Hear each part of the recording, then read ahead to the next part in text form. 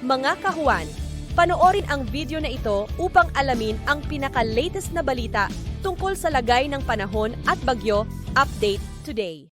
Narito nga ang ating latest satellite image kung saan yung minomonitor nga natin si Tropical Storm Josie kanina alas 4 ng madaling araw ay huling namataan sa 1,085 kilometers silangan ng Eastern Visayas. Ito ay nagtataglay ng lakas na hangin na 65 kilometers per hour malapit sa sentro at bugso na abot sa 80 kilometers per hour.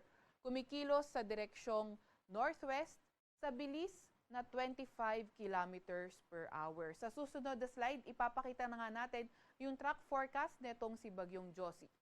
Samantalang southwest monsoon naman o habagat ang nakakaapekto sa may kanlurang bahagi ng Northern Luzon. Maliban nga dito, kay Tropical Storm Josie, wala na tayong ibang minomonitor na low pressure area or bagyo sa loob or malapit sa ating Philippine Area of Responsibility. Sa ngayon naman, walang direktang epekto itong si Josie sa anumang parte ng ating bansa, pero ang southwest monsoon o habagat ay magdadala ng mga bugso ng mga malalakas na hangin ngayong araw sa Ilocos Region, sa may Cordillera Administrative Region, Cagayan Valley, Central Luzon, sa may Cavite, sa may Batangas, sa may Occidental Mindoro. By tomorrow naman, inaasahan yung mga bugso ng mga malalakas na hangin sa Ilocos Region, sa may Abra, sa may Apayao, sa may Zambales, Bataan, Batangas, sa may Bataan, Batanes at Babuyan Islands. Sa Thursday naman, sa may Ilocos Region, sa may Abra, Apayao, sa may Batanes at sa may Babuyan Islands.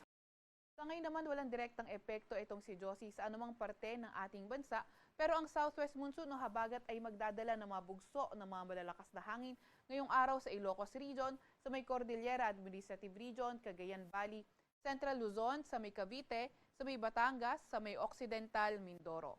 By tomorrow naman, inaasahan yung mga bugso ng mga malalakas na hangin sa Ilocos Region, sa may Abra, sa may Apayao, sa may Zambales, Bataan, Batangas, sa may Bataan, Batanes at Babuyan Islands.